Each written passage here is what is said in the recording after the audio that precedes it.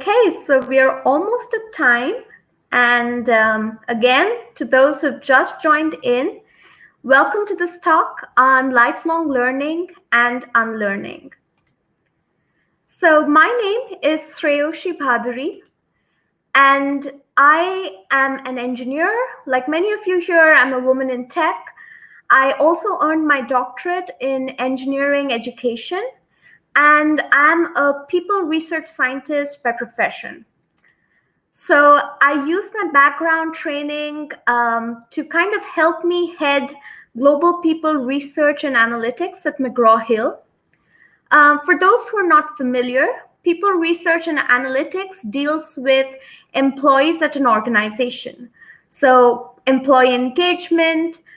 At every organization, the employees are the most critical stakeholders, right? And people research is an interdisciplinary field that studies organizational structure, employee behavior, culture, talent acquisition, and a whole lot of other very interesting things.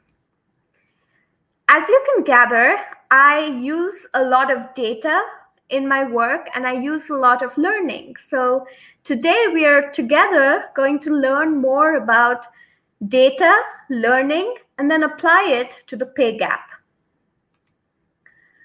Specifically, we will learn about learning and unlearning. And as we think about why it is important to unlearn, we will also come up with ways we can leverage data to forge ahead in our careers, as well as tackle really important challenges that women face in their careers, such as the pay gap. So essentially, over the next couple of minutes, we will be educating ourselves. Then we'll spend a little time introspecting and finally acting. So let's start with educate. I know that a lot of you have probably heard of the pay gap. I know there have been other sessions that may have hinted at the pay gap or talked about it in detail.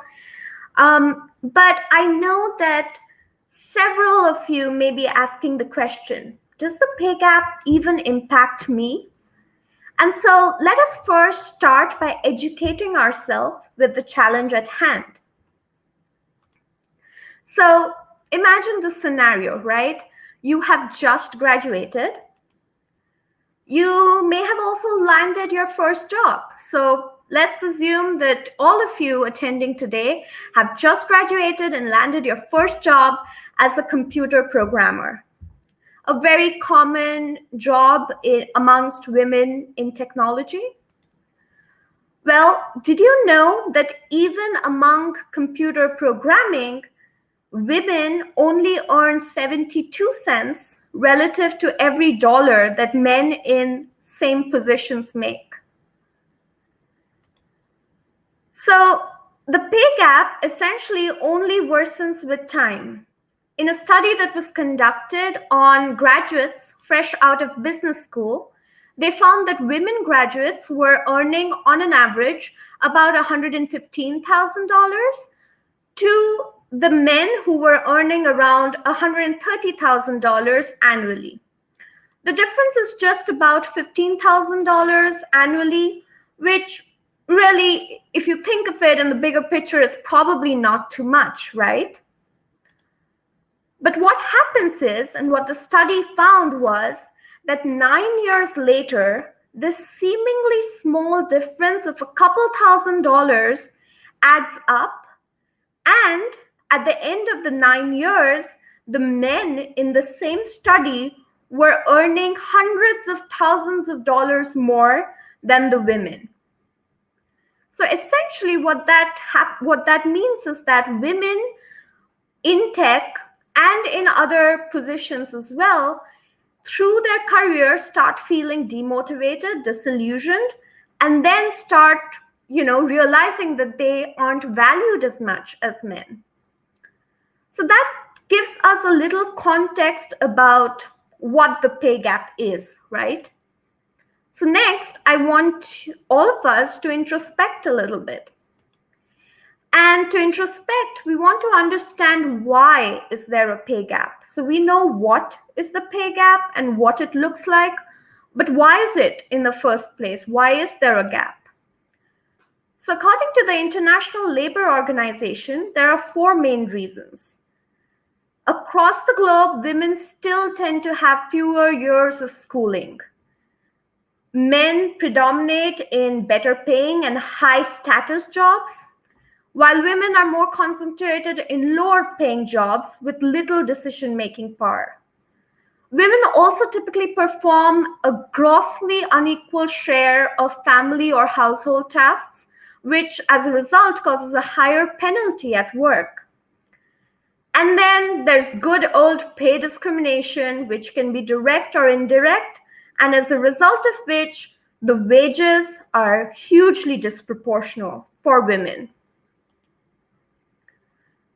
So there was a study by the economist Claudia Golden, who in 2014, as she was modeling the pay gap, found that the unexplained portion or the residual gap in the pay models was more today than it was in the 1980s. So what that means is that even though women are probably getting more degrees, they're more qualified, they have more experience than they had in the 1980s compared to men, they're still earning lower. And there's that unexplained part of the gap, which is possibly due to discrimination, that women are still earning lower than what men are making in present day. And we see that all around us. In the US, we know that pay is impacted by race. And this is a very powerful visual, which really shows us how real it is for women who are at an intersection of race, different races, and how much lower they get paid for similar jobs as compared to white men. It's really shocking. Obviously, we won't go into it in further detail, but there are several resources which go into detail about how race, motherhood, one's identity, caste, nationality, all of these things compound the effect of gender on pay parity.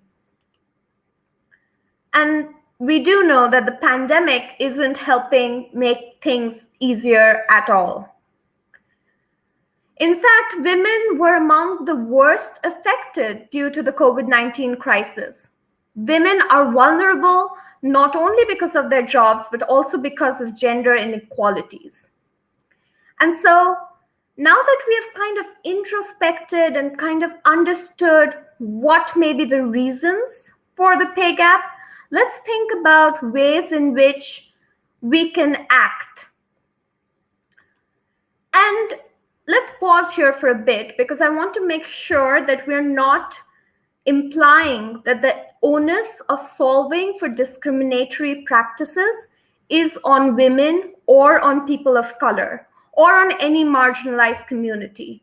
Quite the contrary, I'm saying that we need to hold people accountable as well as control all that we are able to control that is within our possibility. So with that, one of the things that we can think of is negotiating pay. So, I don't know how many of you have thought about this, but there is research to show that 60% of women say that they've never negotiated their salary. And this is a result of societal constraints, how we view money, how we view gender and salary. But the result is that 60% of women who are presently in jobs in the US state that they've never negotiated their salary, and they often quit rather than go and have a conversation with their bosses about pay. And I know that, all of the information that I shared may still leave some of you wondering, what can I do? I don't know what to do. And in fact, there will be many times in our careers that this happens, that we absolutely do not know what to do. In fact, there was a study by McKinsey that suggested that by 2030, 70 million odd jobs would be eliminated, and an additional 50 million jobs that we see today would need to be modified or changed. Let's even think about COVID-19, right? People have had to completely pivot to working through absolutely remote locations through the pandemic. The skills that they've had to build, we are doing this conference virtually, the learning and the unlearning that has taken place, those are immense. And these are the new situations that I'm talking about, where we may not always know what to do. And in these situations, learning agility is your lifelong friend. I love this definition of learning agility, where it is defined as knowing what to do when you do not know what to do. And also this quote by Alvin Toffler, who talks about the illiterate of the 21st century being one who cannot read and write, not being one who cannot read and write, but being one who cannot learn, unlearn, and relearn. The good news is that learning agility can be developed. And Warner Berg from Columbia, essentially, he has several talks about it. And he talks about how one can really learn how to be innovative. One can learn how to better perform, how to be metacognitive or reflect, and then go out, venture out, make mistakes, but then take ownership. That is basically how you can develop learning agility in a nutshell. So how would we apply it to the wage gap, right? And obviously the session is just 20 minutes, but the conversations, I hope, will continue for a long time. And some of you may be asking, what can I do? And my advice to you is begin by unlearning some of the societal stereotypes. There are several societal stereotypes that hold us back and do not allow us to negotiate at our jobs, to maybe, think or aim for something higher than what we're given. The second is use the data around you. We live in times where there is so much data around us.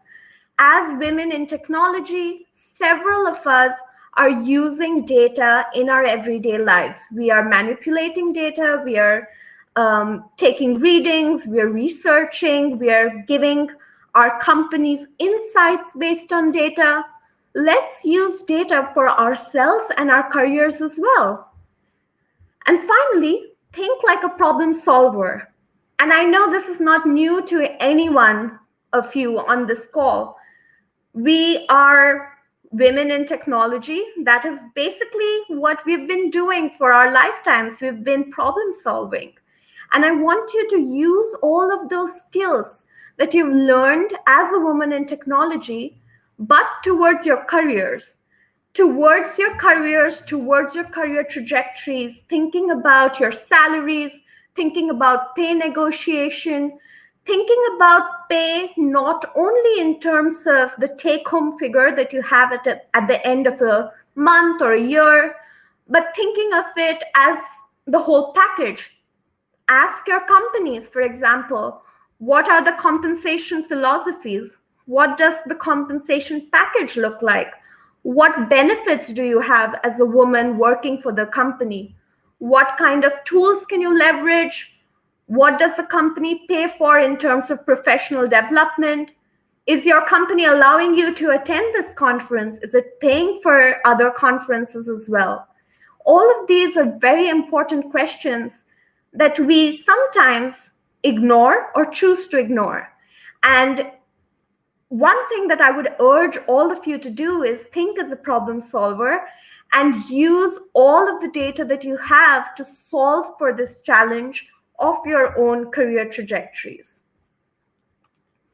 And also, most importantly, tackle inequality not only at an individual level, so not only having these conversations for yourself, but also start having these conversations organizationally and in your communities, because we need to make sure that the gap is bridged systemically. We want it out of all of our communities, not just for our own selves. And with that, I want to leave you with a few images. So this is from 18th May 1969 at Trafalgar Square in London. And this is a young lady, Pauline Barker, who is at an equal pay for women demonstration. And this is in 2016, 6th April, in Connecticut, where another young woman is holding up a sign on equal pay. Now, there is a gap between the 2 years, and the pay gap has changed. So in 1969, women were earning 60% on an average to what men were earning in 1969. In 2016, women are earning about 80% of what men were earning in 2016. It took us 47 years to jump 20% points. So to go from 60% to 80%, it took us about 47 years. How long do you think it's going to take for us to reach 100%? Why don't you put in a number in the chat?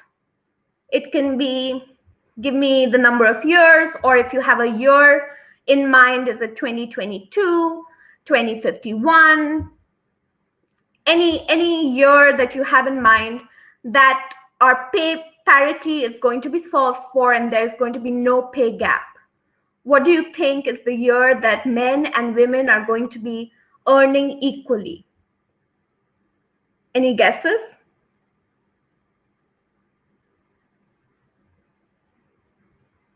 Any at all?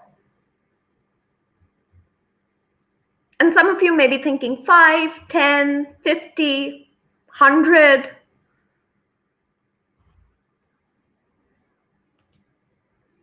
Well, the answer is not anytime soon. It's, according to the United Nations, it's going to be a 250 odd years. And that's further been added to because of the pandemic.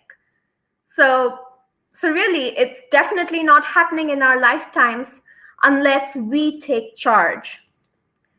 And so I want to hear from all of you. And I know that our session is small, but reach out to me and let's talk about what steps you will take based on what you learned today. Because together we can and we will. Feel free to connect with me over LinkedIn or reach out over email. But I'm happy to answer a few questions now. I see Yonila's question. Do you think COVID times has pushed us back in the conversations or fight for equal pay? Yes, absolutely. There was a study that I read in earlier this year from the ILO, which talked about how 1 year of the pandemic has pushed us back at least 37 years as we think about reaching equal pay. And that's caused a lot of concern because women and other minorities are the most impacted when we think about who has had to step down from the workforce or who has been burdened with more work but not been compensated enough. So absolutely, COVID-19 has really created a lot of barriers for us as we think about reaching equal pay. So great question, but yes, absolutely. You're welcome, Ruta. Feel free to reach out with more questions, and these are some of the places where I got my information from, but I will also try to share it on the session, the deck, so that you can click on some of the links.